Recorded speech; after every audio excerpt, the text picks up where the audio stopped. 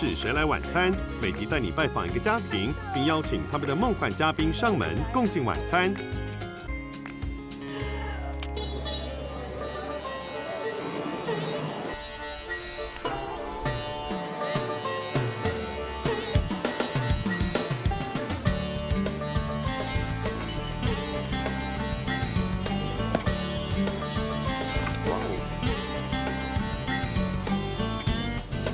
印度今年初取代英国成为世界第6大经济体，印度崛起近年成为西方学界热门话题，多数台湾人却对这块古老大陆非常陌生。今天谁来晚餐要拜访的是一位台湾女性，她与印度男友远距恋爱6年后，决定嫁到印度当人妻，两人定居德里生活。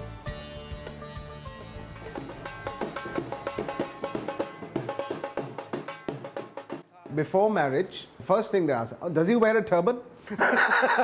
Does he have beard and turban? Snake. Snake also? Oh my God. No. Discount करके हमें good price. OK， ठीक है，我通常不太傻啦。太太蔡君兰33岁，英文名字是 Ethne， 家庭主妇，看准印度外销市场，带孩子之余，正计划自创品牌。印度人呢，这是我个人的收藏，他们很喜欢刺绣的东西在上面，刺绣越多，就表示它的价格、它的价值是越高的。他想邀请心中的女神，以及能同时兼顾亲情及事业的自创品牌达人，是像王菲呀、布洛克、凯莉啦、爱丽丝。先生 Vikram 37岁，太太为他取的中文名字是秦无畏。两人2007年在伦敦念书时相识，他是百年出版社第6代，不穿传统服饰，说得一口流利英文，对出版业怀抱热情。13 years ago, I saw the opportunity of the internet boom. I was the first one to see the opportunity. 他想同桌吃饭的来宾在政经界举足轻重。Prime Minister Modi, Warren Buffett. 他们有个可爱的女儿 Himani 3岁，中文名字是秦华香。她已经开始模拟练习最喜欢的来宾上门时的情景了。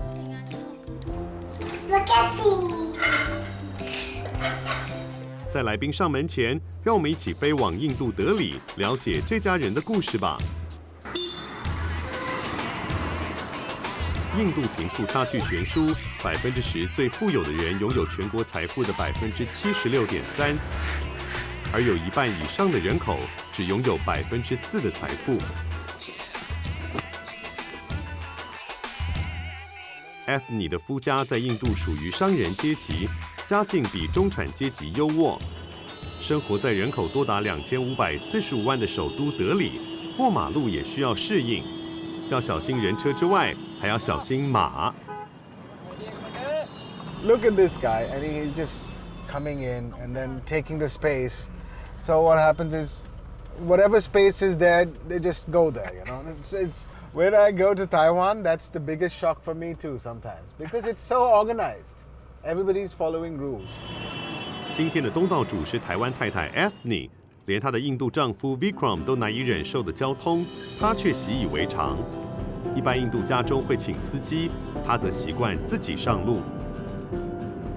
今天已经很温和了吗？ Ethne 和 Vikram 不与公婆同住，一家3口住的电梯大楼，每月房租约台币9万。在德里生活近6年，她能习惯德里的交通，最难调试的地方出现在餐桌上。This is the main food, basically, the vegetables. Okay. This is a bread which is used to, consume it. Like this. So, yeah. 中餐我通常就喜欢吃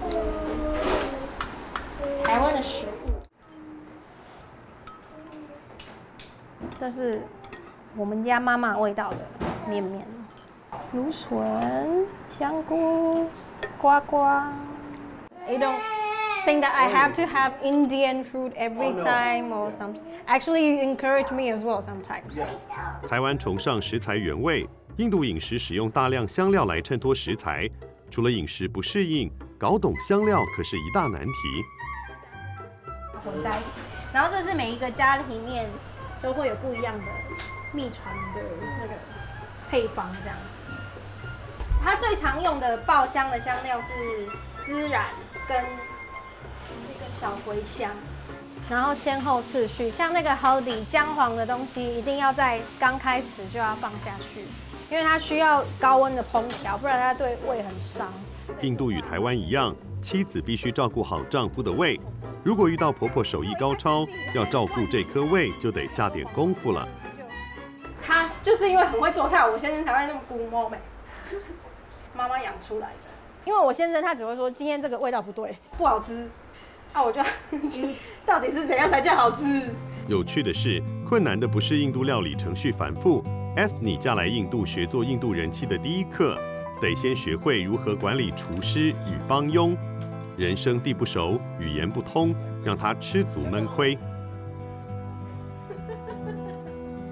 刚开始我来的时候，我也没有办法自己去市场，我那时候都是请厨师去帮我买所有的菜，明明就20块的东西，他可以跟你说那是30或40。印度中产家庭都请得起帮佣，有钱人家里7、8名帮佣不算稀奇。Ethnie 不习惯家里有太多陌生人，只请了一个打扫阿姨及一个厨师。他家5年换了9个厨师。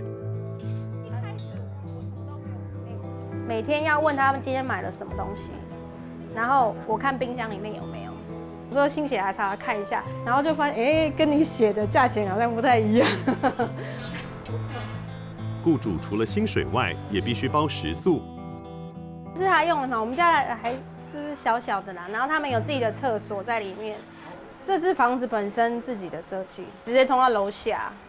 人家就是真的还蛮开放，我们没有分得那么清楚，说他们一定要怎么样，一定要怎么样，所以他们也可以用我们用的电梯是无所谓。可是有的家庭，他们就是一定要把他们隔离在很外面这样子。我跟我先生的想法是说，就是你给他们好的环境，他们才可以帮你好好工作。帮你处理好他们该做的事情。这个是会比较有香气的印度香，就是比较好的，价钱应该差了有10倍左右。我刚嫁来的时候，我不知道有这个选择，然后我们全家全部都是吃这个，然后那个厨师就吃翻了，他一次就可以吃很多的饭。现在的厨师与打扫阿姨都很喜欢这个家庭。因为管理方式与一般家庭不太一样，但相对来说，我跟其他的印度主妇来说，我还是算蛮松的啦。印度女主人很爱喊这些佣人，然后从很远的地方，然后你就要大叫他们的名字，比如说 Ganesh， 然后他们就要来，什么事，太太什么事什么 OK。这个是烫衣服的阿姨。印度人对烫衣的热爱也形成了特殊的烫衣文化。在德里，烫衣摊有地域性，他们到每个家庭收衣服，在街边将烧热的木炭放进熨斗中，每件衣服收费不到台币5元。所以这个是他送回来的，衬衫就一定要烫嘛，然后睡衣也要烫一下。Why do you need to press your nice suit? It's neat. 你比较整齐。And you can put them in the closet. 里外都有人代劳家务，在印度当人妻似乎很惬意。外界认为印度奴役指数高，文化存在阶级性别歧视。事实上，印度男人是怎么看待妻子的呢？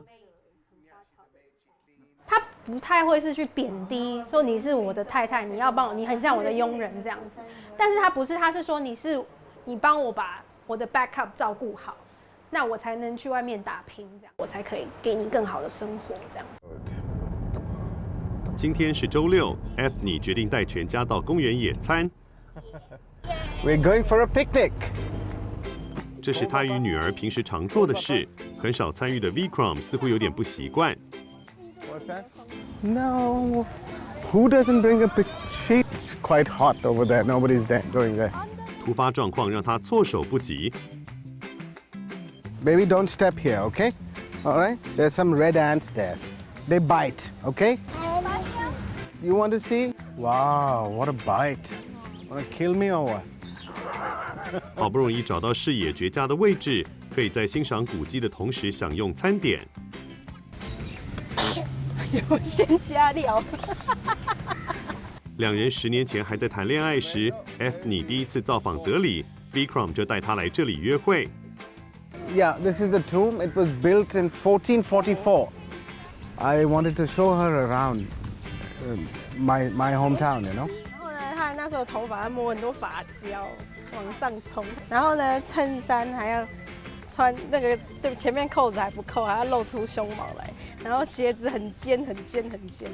他们远距交往了6年，直到 Vikram 经济独立才开始讨论婚事。最大的问题是 Ethnie 不知道自己是否能适应印度生活。She wanted to see what life was in Delhi, how the life would be. Stayed there for 3 months. 3 months. Imagine if she didn't like it. If she got married and she didn't like the place, then what? Problems. 虽然小两口觉得有必要试婚，但 Vikram 的家人当时不太支持。But my mother was not very happy about them. She refused. She refused in the beginning. But then when we went for the engagement to Taiwan, that's when she met her for the first time. And she really liked her. 双方家庭都不够了解彼此 ，Ethnie 的家人对 Vikram 也有满腹疑问。I went to Taiwan for the first meeting with her parents, okay, a first formal meeting. So I was supposed to propose. She says, in India you can have 4 wives. I said, what? I said, no, that is Muslim, you know. 台湾与印度结婚的文化大不相同，两家说好在台湾订婚，到印度结婚。Taiwan is simpler and nicer. It's too complicated. Very complicated. Many things, hundreds of things. The horse, you know, there's a horse here.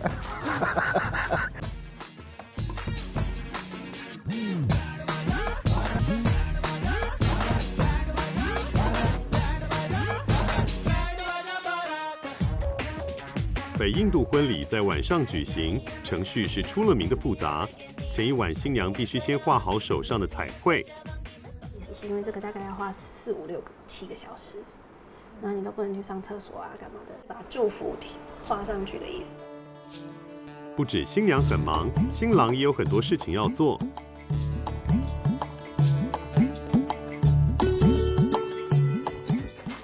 然后骑着马，然后一直跳舞啊什么的。你看马来了，然后还盖住，掀起了泥地，盖头来。在历经一连串的仪式，新郎新娘必须在祭司引导下转7圈。就他要烧火啊，然后他就要念一些咒语啊，然后那个7圈好像是说7辈子你都要跟这个人在一起。婚后过得并非一般印度家庭的生活，是因为 Vikram 其实是个很不传统的印度人。He is not into Bollywood movies. I don't watch them, so I don't know. Too soapy for you, is it? Too dramatic? Yeah, too dramatic and too noisy and too Pretentious? Too long. 因为家中事业的关系 ，Vikram 从小四处旅行，后来到英国念书，受西方教育，不是典型印度人，平时也不穿印度传统服饰。The clothes and the jewelry and the makeup and the flowers and you know, yeah. I mean, it's not natural. Something that is not natural, I can't understand. Very good, very good. यहाँ से तो कुछ भी नहीं दिख रहा भाई, ये रहो. 这一天，德里的街上欢声雷动，全城倾巢而出。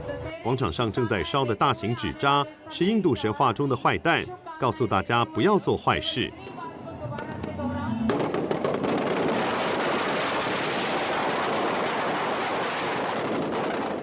原来这一天是印度重要的宗教节日达萨拉节。印度人一天到晚在过节，官方认可的节日每年有120多个，交通常常因此瘫痪。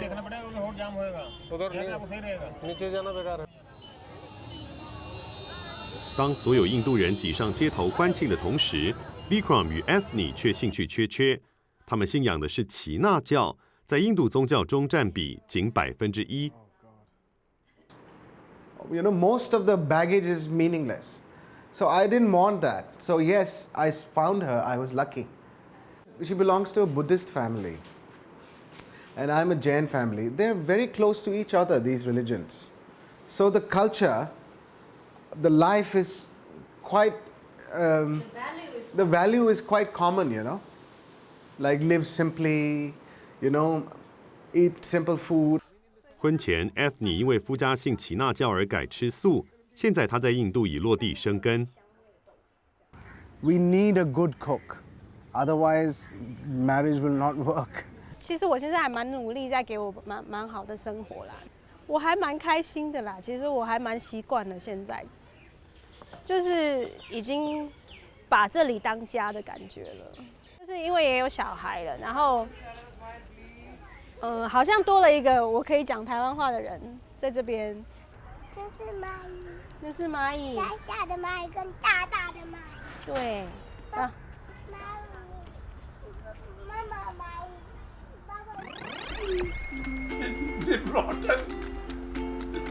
究竟发生了什么事 ？Ethne 的公公婆婆都在掉泪。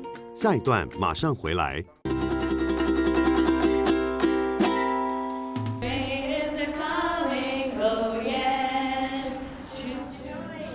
Himani 在双语家庭长大，中英文都说得很好。1岁半开始，妈妈每周带着她上畅游课。对语言跟那个小朋友的自信心的发展其实是很好的。我觉得他为什么不会讲话，也很大部分是因为很多的这方面的刺激。畅游课透过口语、乐器、玩具等方式，让孩子在玩乐中学习，母女关系也因此更亲密。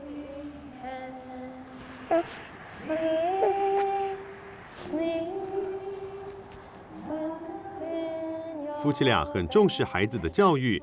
现在3岁的 Himani 3个月前开始上学。Get late. This is what I say every morning. Get late, get late. 在教养孩子的方式上，夫妻俩偶有争执。All right, that's it. Now, why do you keep feeding? She wants it. Maybe. What do you mean? No, that's it. Every time I'm feeding her, you Okay. say I'm forcing food on her. All right, no, but time is not there. Nah, don't mind. Vikram 送女儿进最好的英国学校，为的就是让孩子从小培养国际视野。注册费高达60-70万台币，家庭背景更重要。It's impossible for everybody to get in, okay? You need to have a certain background. Like she's half Taiwanese, half Indian, so she's something special. And this particular school, this is the #1 school right now. 印度有最多的文盲，同时也有最优秀的人才。上层阶级的竞争尤其激烈，并非人人都能进好学校。With so many people from all over the country coming and living in Delhi, they need to send their children to school.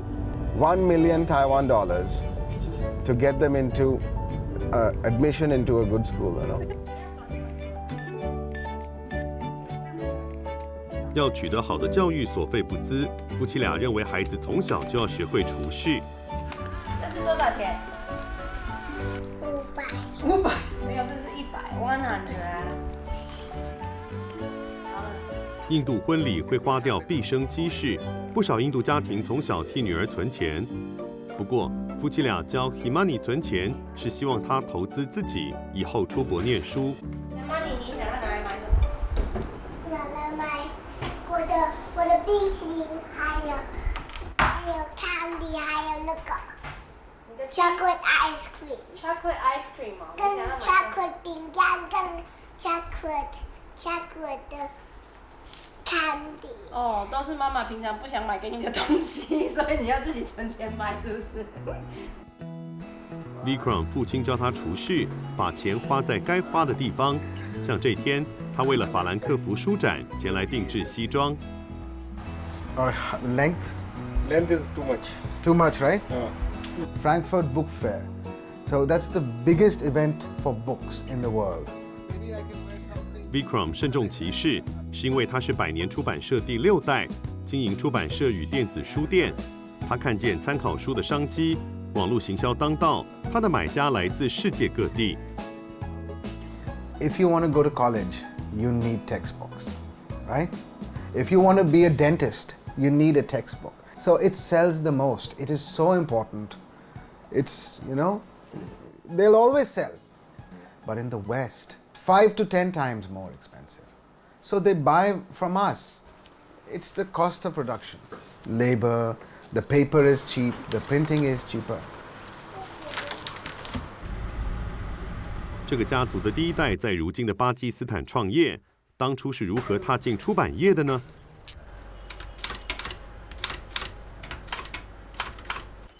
？75岁的父亲依旧每天到出版社上班，习惯打字机更胜电脑。Vikram 的爸爸是这间百年出版社第5代。My great-great-great-grandfather, who was a linguist, okay? He was a language man. He translated a book into English, okay? And then he was awarded by the government. So he received a money, a prize. And then he started a small bookstore. 这个家族1947年由巴基斯坦所在地迁来德里时，他还很小。In 1947, that partition took place on the 14th of August. Trains were being cut, people were being murdered. 由于宗教对立，印度和巴基斯坦1947年分治，印度教迁往印度，伊斯兰教迁往巴基斯坦。Bikram 家信仰的耆那教为印度教分支，透过关系投靠驻德里的亲戚。They brought us. I was 5 years old at that time. With my grandmother's jewelry, which was for a very small price, say about 5,000-10,000 rupees, he started his business. We are publishing books on social sciences and humanities, which are specializing on India, Indian matters, Indian philosophy, Indian religion, Indian art, Indian music, and all that. 出版社营运稳定，母公司出版超过3000本书籍，每年还有100本新书问世，直到今日仍持续获利。全球出版业面对电子化浪潮，是否投入电子书经营？父子俩各持己见。They're too fast. I don't think they're too fast. You're too old. No, they are very fast. Yeah. In future, there will be more e-books sold than physical books. Okay? So sooner or later, you have to get into it.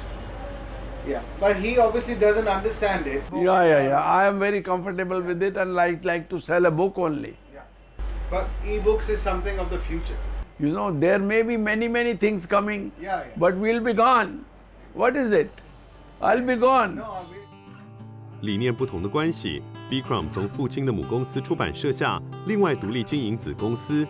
父子俩人的争端不仅存在事业上，生活中也火花四射。Bikram 生在传统家庭，孩子成婚后多半与父母同住。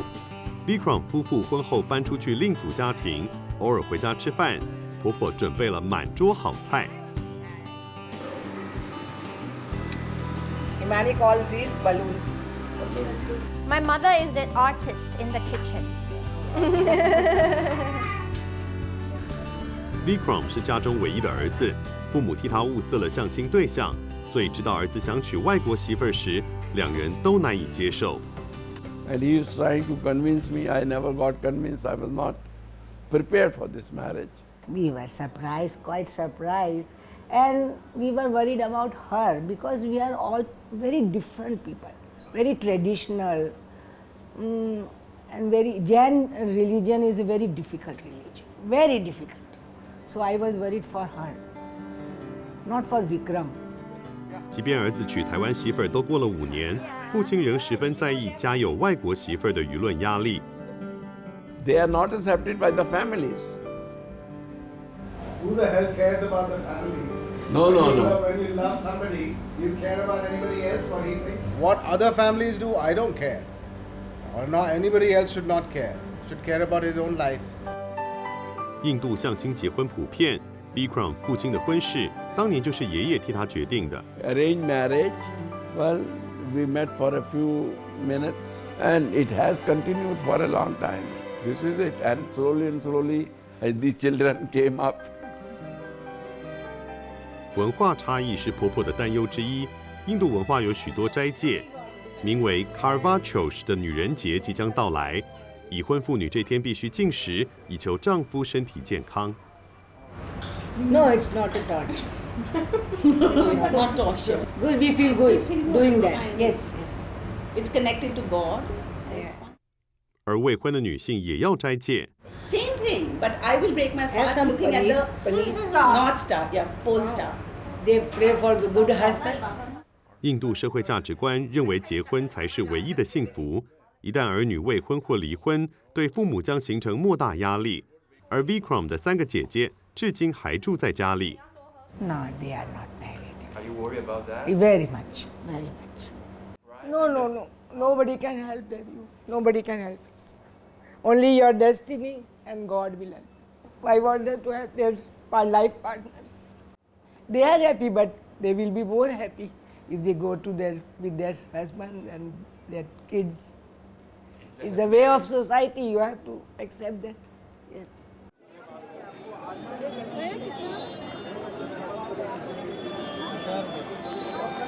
看见比周年庆还惊人的人潮上街彩绘，就知道女人节到来了。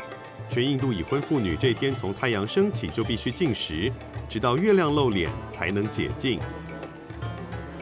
里面会有饼干、苹果，还有干果、甜点，然后还要有钱，一定要用布把它盖起来。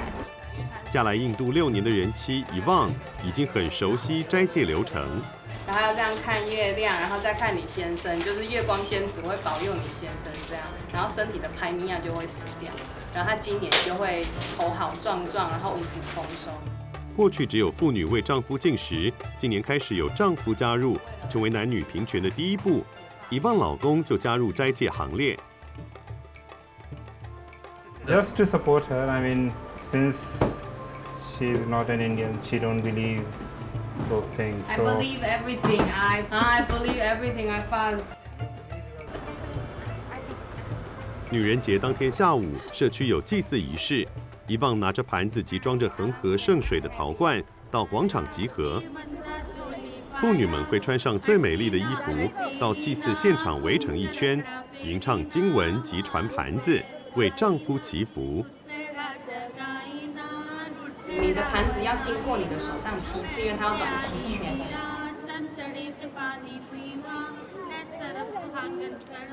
Yvonne家这天可以喝水、吃水果。Vikram 家规定滴水不沾。Vikram 可以不在意父母的看法 ，Ethnie 却无法忽视婆婆的叮咛。然后今天时间真的过得很慢，平常就是一下就半小时，今天就是明明就有半小时的感觉，怎么才10分钟，就很气。 晚间9点多，月亮终于出来了。要喂他吃7口，7口水以及7口甜点。Give good health and good wealth to my husband for the rest of it, and long life to him.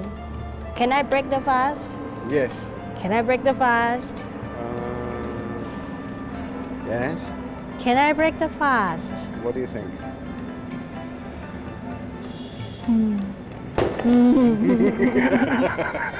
Okay. Yes. Okay. 他们都不相信妻子进食与丈夫健康有关。Ethnie 为家庭和谐选择妥协，也因为先生的身体健康亮起红灯。 This is the sugar tester. Okay. Right now I'm feeling like I have low sugar, so you know I want to see. So this is a pen, and I prick it here. 117. And I was 84 actually before. 84 kilograms. 84 kilograms. When? 我家的那个，我爸妈称他都叫他大胖，我都就是中文的话，我当然没有跟他讲是什么意思，但是那是他的昵称，但现在都叫他阿瘦了。I don't know exact reason why I put on weight and why I lost it. Nobody knows. Only after marrying me. After marriage, I Brings you back.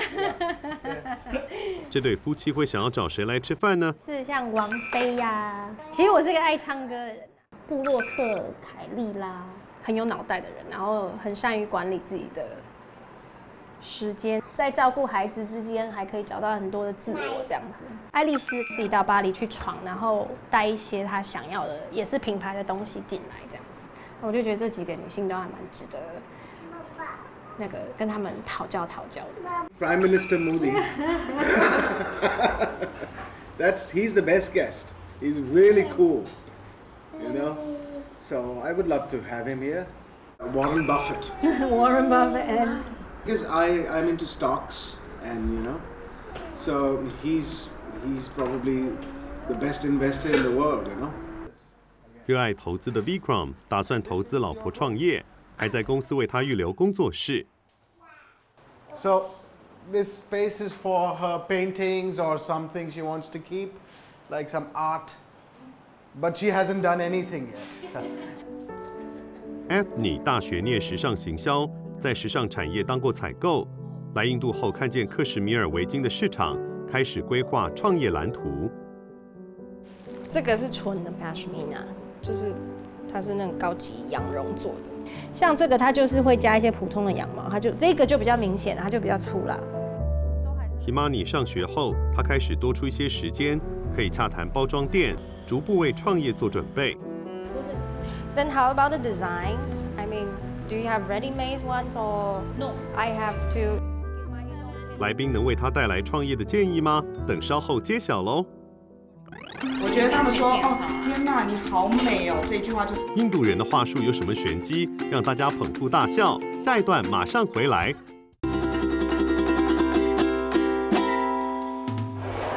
Himani， 我是谁？趁着 Himani 放暑假 ，Ethnie 带她回台与外公外婆相聚，姐姐全家来接机 ，Himani 一下就跟表哥表姐玩起来。要去台湾，要去谁的家？阿嬷的家。Ethnie 跟姐姐相差8岁，从小睡同一个房间，秘密总是姐姐第一个知道。他就说有印度人在追我，然后就说是有包头的那种。先过他们这一关，有过再往上呈报。爸妈对于印度女婿接受度高，是因为姐姐当年交往的对象也很劲爆，妈妈甚至还推了一把。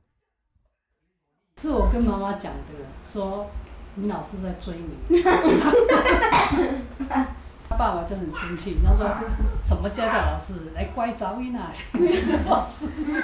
他们心脏很强，一下子一个是师生恋，一个嫁到印度去。不会排斥，那个是毕竟是女儿自己的选择嘛。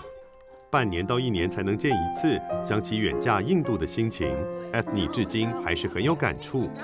那个是我后来看到照片，看到我妈在哭的照片，就是把女儿送出去了。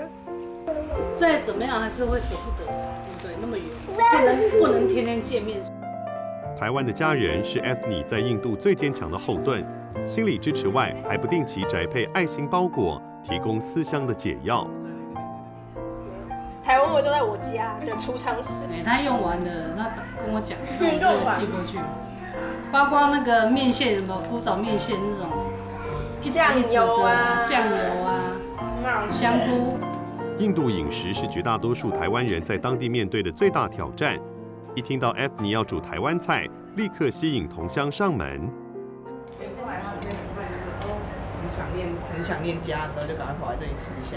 这样是得力的台湾菜。对，这是得力的台湾妈妈。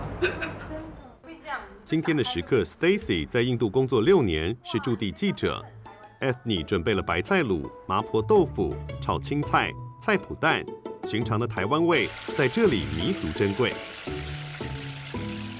像我之前有一次在办公室就有点生气，礼拜1给我黄豆，礼拜2给我红豆，礼拜3给我绿豆，然后我想说礼拜4可以给我什么，然后就红豆加绿豆，然后我就认真的崩溃，然后我就跟那公司人说拜托不要再煮豆子给我吃了，结果礼拜5是鹰嘴豆，我想吃霸王了，我好想吃蚵仔米线，还有莲雾、猪鸡、小章鱼的脚。哦对。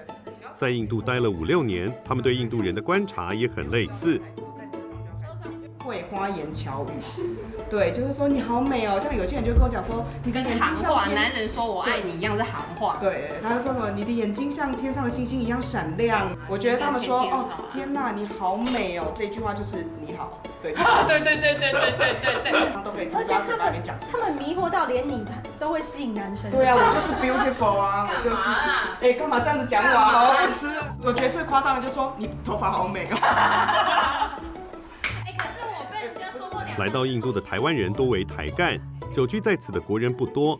3位元老又是怎么看印度的呢？其实它有各式各样的好跟不好，你也没有办法说一言以蔽之，说这个地方好还是不好。不要用台湾的价值观去判断任何一个国家。印度人的个性和我们就完全不一样的时候，你应该要怎么去适应它？或者是他们就是一直要吃豆子啊，那我们也要试着去喜欢豆子。它跟其他国家都一样，它有自己的文化、自己的那些传统，并不是说跟你知道的不一样，它就是错的，它就是差的，就是糟的，它就只是不一样。在异乡的生活有苦有乐，保持开放的心，才能理解文化差异，身处哪里都能活得自在。今天是来宾上门的日子，为了尽地主之谊 ，Ethnie 一早就请厨师到传统市场买菜。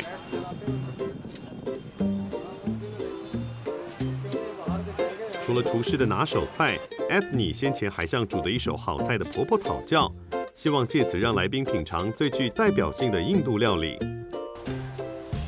然后我就跟我婆婆讨论一下，如果家里有贵宾，还需要怎么样让菜色丰富一点这样。时间接近中午，很少插手厨房事的 Vikram 也开始关心最后的准备状况。Go on. Move.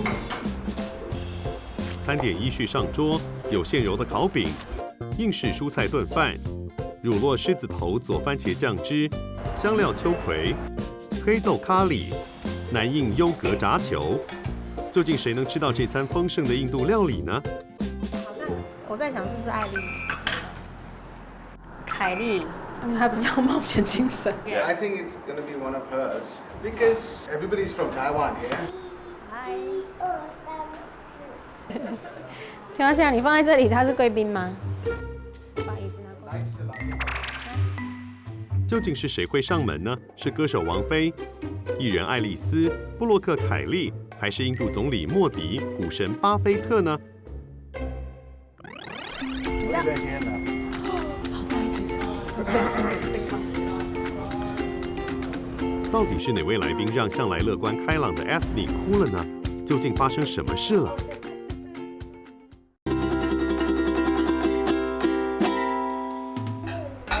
今天谁来晚餐拜访的是在德里生活的夫妻 Vikram 与 Ethnie， 在女主人指挥下，厨师端出最具代表性的印度料理来款待客人。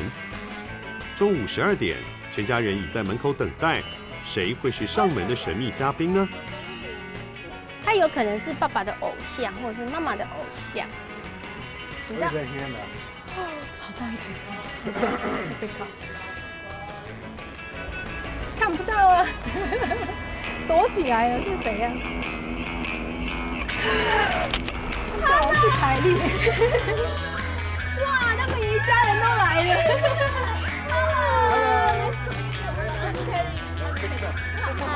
嗨，我要跟你说一下，嗨 ，Hello， 我是凯莉阿姨，她是凯莉阿姨，她是小鹿姐姐，她是小黎姐姐。嗨，答案揭晓，今天的来宾是100万人气部落客凯莉。她在脸书经营村子里的凯莉哥，分享旅行、育儿、出书、创业等经历，著有《爽》、带孩子翘家去巴黎等书。近年投入自创品牌小小 Petit。我发现他的背景就是跟我还蛮像，就是有一些育儿的理念，然后包括说，我觉得结婚之后女生不可以只专注在家庭或专注在你的小孩身上，而是女生也要有自己喜欢做的事情，然后自己的兴趣。凯莉全家到访，3个孩子一下子就玩在一起 ，Himani 一下就虏获凯莉的心。这个年纪最可爱的年纪，你在看我什么？再生一个，你不要闹了。我跟你说真的，就这种年纪真的就是。我现在连第2个我都觉得很可怕了。我跟你说，这2个才不会缠你，这是事实。还没开饭就聊起育儿经，这场饭会变成妈妈们的心得分享会吗？这个呢是印度式的狮子头，里面用乳酪包的那个一球一球的东西，然后加到番茄的咖喱里面。这个豆子咖喱是我们的重要，要补充蛋白质来源。这个是秋葵，香料秋葵。然后这边这个是印度式炖饭，听起来好好吃哦。然后这边的是饼，我也喜欢。我先看起来好像，不然你们不知道怎么弄，对不对？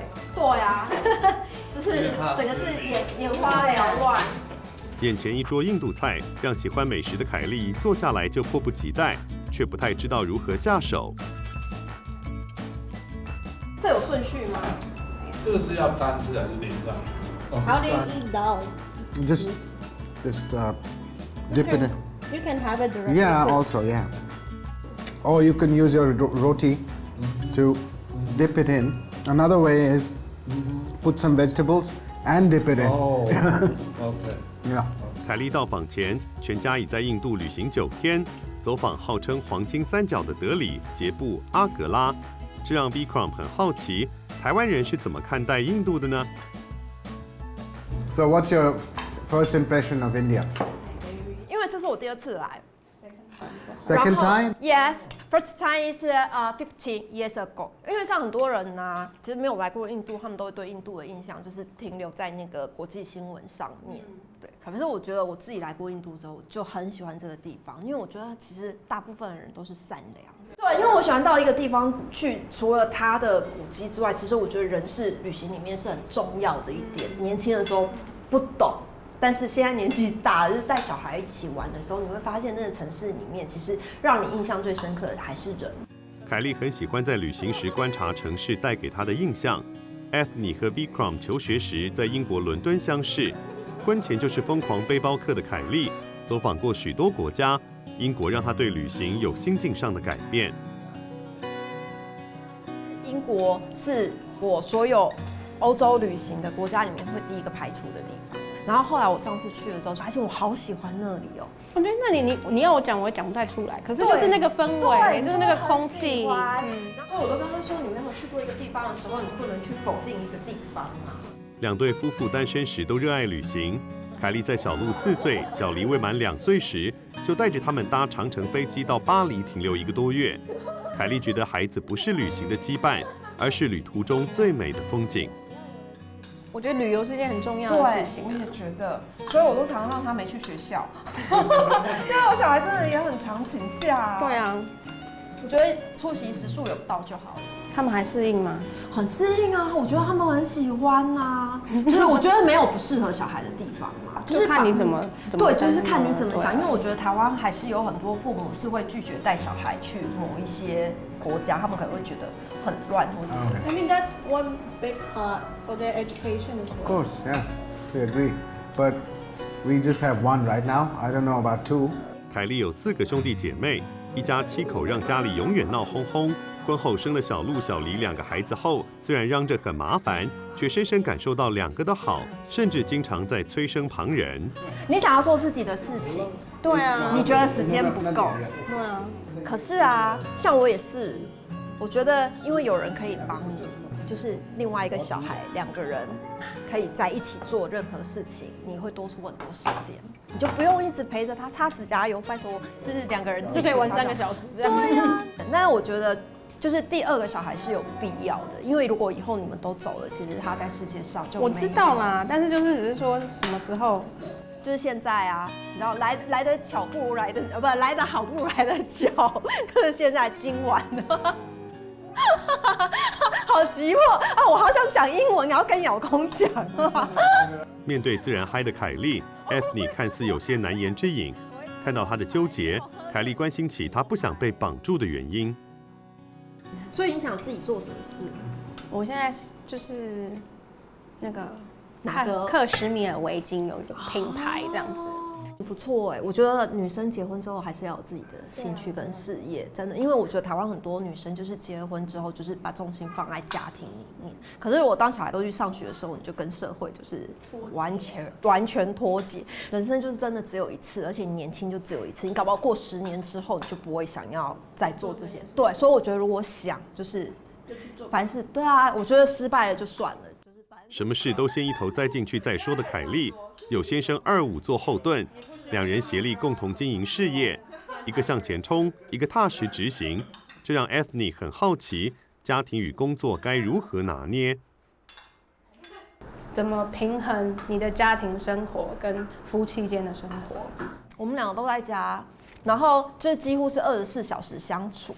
我跟他相处比我跟我小孩相处还多。其实我们两个不太吵架，因为我真的很忙，就是忙到我们真正没有空吵。对，没有空吵是真的。我们每年都会有一个很长时间的旅行，我觉得那个旅行就是跟孩子跟另一半相处最长的时间。可是我在台湾就是几乎从醒来一直到晚上12点，6点起床，然后到12点我都在工作。不过我觉得这样时间过得比较快。